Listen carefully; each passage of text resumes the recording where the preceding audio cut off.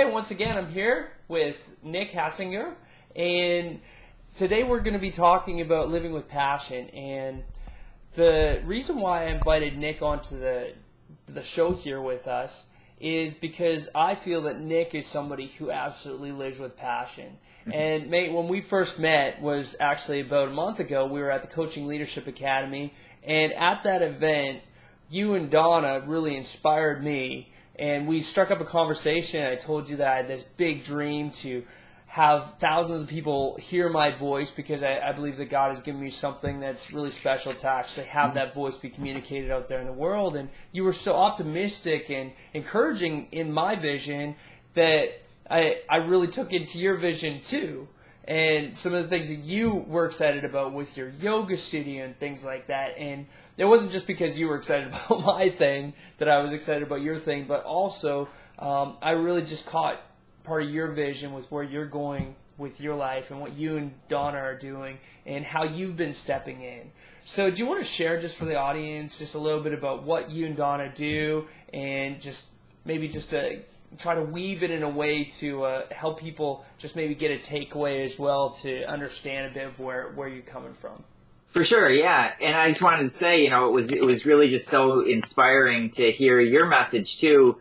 That time at Coaching Leadership Academy, it was just such a joy to spend together, and both of us there, and all three of us there really up front was a gas, right? So I just love being around that energy. But for me and Donna, we both own a yoga studio right now, and my background, just so you know a little bit about me, is we're both musicians. And then Donna had this crazy idea to come back and open up a yoga studio, and she did exactly that. And so we've been building that together. And then at a certain point, Donna's really good for asking new questions, and she just asked me, like, what do you think about this? And what do you think about this coaching thing? And I was just blown away. I was like, yeah, this is perfect. It was exactly what I was looking to do and to share.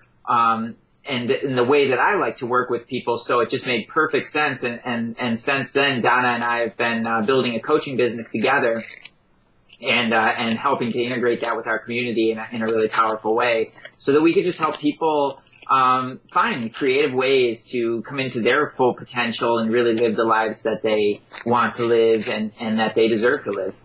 Oh, that's so awesome. That's so cool. And there's going to be a lot of people that are listening right now, and they're probably on this show because they're like, okay, sounds good to live with passion. That's a really nice thing to do. But they might have these reservations for themselves. It's like, oh, how do I really do that, really? Like, realistically, how does that look, to live with passion? Would you mind just, you told me a bit of your story. Would you mind sharing a bit of your story and just help weave your story maybe in a way that they could actually see, okay, this guy is the real deal? Yeah. It's funny too. You mentioned that, and a lot of people, it's like, that's a luxury, right? I happen to be able to live with some passion, and that's really nice. And it is a luxury, and it absolutely is a gift. But I also believe that it's really, really necessary for people to live from that kind of a space, to bring out more of their energy, to bring out more of their gifts, because then we just have more to share with everybody. And economically, for sure, like, there's going to be benefits to that, and building thriving businesses and lives around those sorts of things. But spiritually, if you want to get into that area of it, it's entirely necessary, because when we're not living from a passionate place, when we're not living from somewhere that's really authentic to ourselves, and somewhere that's really inspiring, we're always going to be working against the grain, especially when we're not in our strengths and doing things that are in our nature. So that opens up a whole door to start to explore ourselves in newer and more meaningful ways, and really start to look below the surface of what's driving us. So I absolutely believe it's not just a luxury, that living with passion, living with inspiration is absolutely vital. Absolutely vital for our world. And so for me, in my story, like, that's part of, what kept guiding me is when I worked in administration, I was one of the personnel managers for the Detroit Symphony Orchestra. I just loved being around the people, and I loved working with the people and making those connections. As a musician myself, I just really enjoyed that. Yeah. But at the same time, I felt limited within that role. And so I could only connect with them in a certain way. I was bound by a contract, certain things like that. And then And then, so at a certain point, I'll just go teach yoga, right? I'll have a lot more freedom to do that. I'll have freedom to say what's necessary in order to help people move in the direction that they really want to move. Because everybody needs a coach. Everybody needs somebody, that voice to help give them that extra little push, that extra little encouragement. And at the end of the day, I love that, and I wouldn't stop doing that. For sure, because it's such a great way to connect with people and form a community around something meaningful and healthy. But I just found in that public setting, I wasn't really able to work with people in the way that's truest to me. And that's a one-on-one or small group kind of thing where I'm able to sit down and ask the meaningful questions and just work with people in such a more intimate way, really sharing what's most important, what we're passionate about, what inspires us, and helping to find some ways to live from that space. So coaching was like it was just the next logical step that made all the sense in the world to me, and it just really lit me up when I opened up a space to be able to connect with people in that way. So absolutely necessary, and so much fun, to live from that kind of a space. Awesome. And it's something too where I just appreciate about you and your partner Donna, just you have that that sort of energy about you that I know that you're telling the truth. I know that you're not faking this. You've got this big smile, and it wasn't always easy. Right now you have a thriving business and things are going good. You have some clients, you have some really good networks and some peers and things like that. But all of us really want to know about how you got there and how you really just got to those places, and what are some of the secrets to living with passion. And I've shared some of the secrets on the show and in some of my other pieces, but to live with passion, everybody has their own unique story to get there. And you have a really interesting story about how you got to the place to understand who you are, what matters the most to you, and how you can live with passion. Would you mind sharing that story? Yeah, for sure. I wouldn't necessarily recommend everybody go my route. I think we can collapse the learning curve a little bit on that. But for me, I found myself as I was working with the Detroit Symphony that, I love, like I said, I love the organization. I love being around it, but the role itself was not really fully suited to me. And I just felt very limited in it. When you work for an organization like that, you're often undervalued.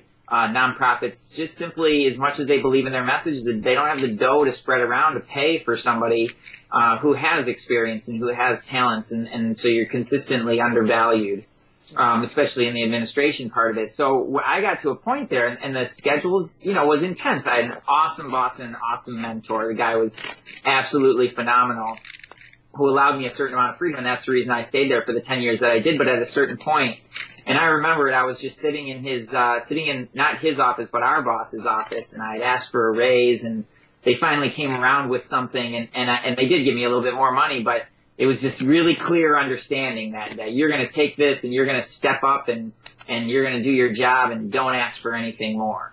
And I was like, wow, it just really hit me full force that I had to ask myself as I was walking away. I felt that click in my head. I had that instant kind of revelation of wow. And the question came. It was the question of questions for me is am I willing to live my life on somebody else's terms?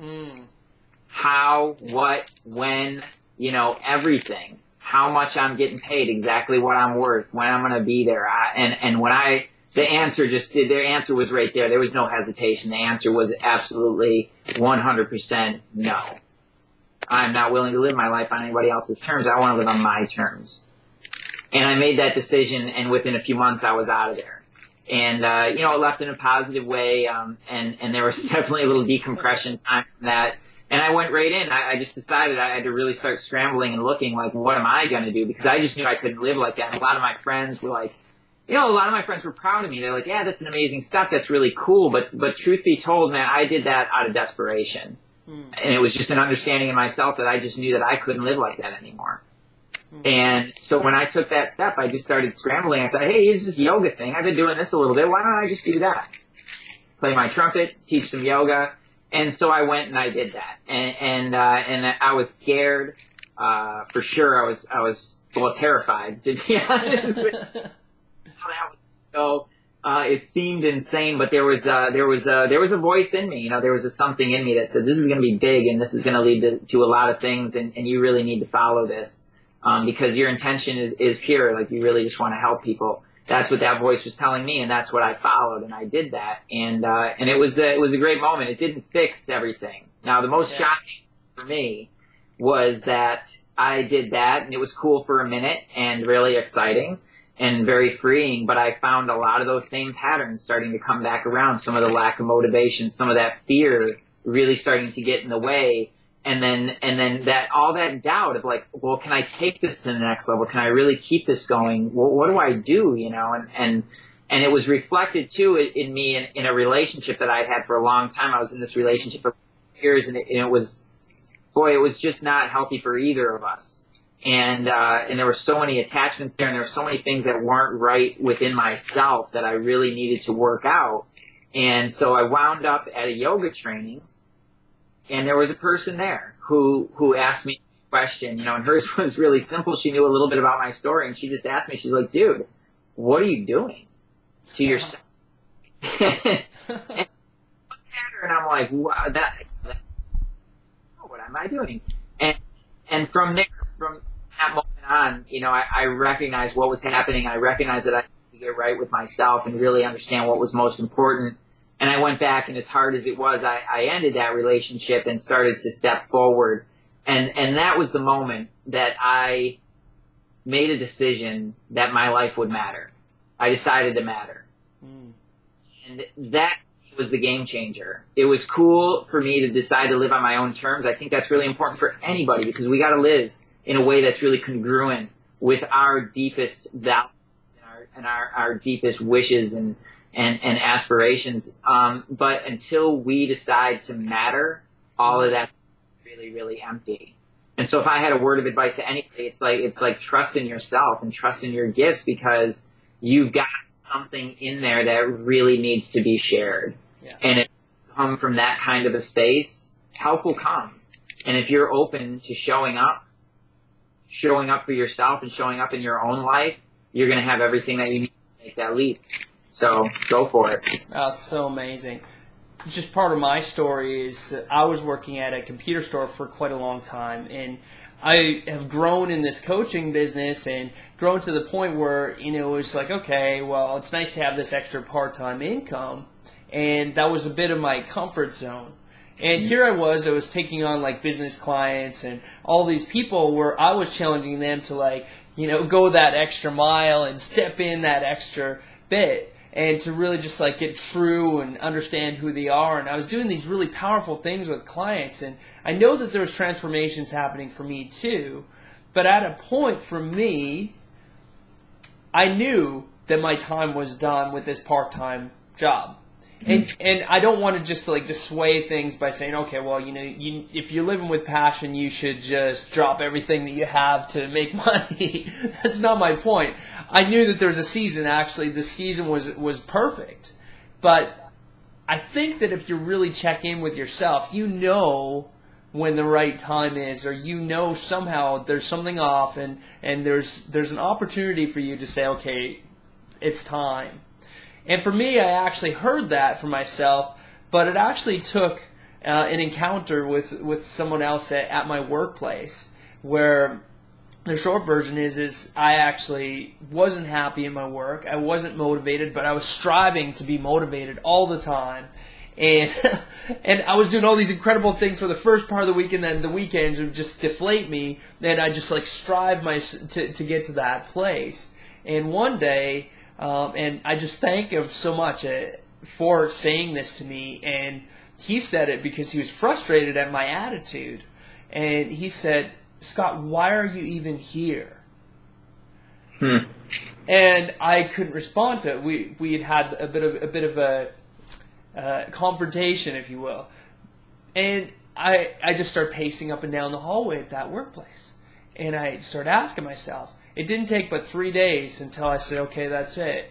Talked with my wife, talked with God, and I was like, hey, I gave my notice. And I didn't have all the things figured out, but I was like, hey, I know that I need to step in. I know that I'm living in passion, but I know that there's a stepping in part that really could happen. And then shortly after that, I actually met you at the Coaching Leadership Academy, and we'll give Ted a big shout out here, because Ted made a big difference in my life in some ways, in some of the messaging and some of the things that he taught me. And the biggest thing I took away from that whole conference is that I realized for myself that I'd been stepping in about 80%.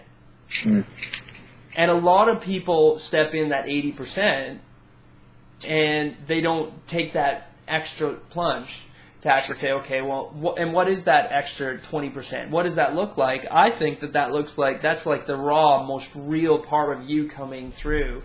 And you saying, okay, well, I'm laying it on the floor. I'm laying my reputation. I'm laying everything that I have, everything that's part of me, all my being, and I'm just putting myself into it because I believe it's the right thing. And I'm going in with passion as well as strategy, and I'm just taking that to that next level and expecting more of myself. And it's cool. It's freeing to live in that. Of course, there's doubts and fears that can always come with that. But how about you? Like, tell me a little bit about your encounter. We both had some conversations at Ted's conference there about stepping in. Tell the audience a little bit about stepping in and maybe what you've learned by working with Ted. Yeah, that it's wholeheartedness.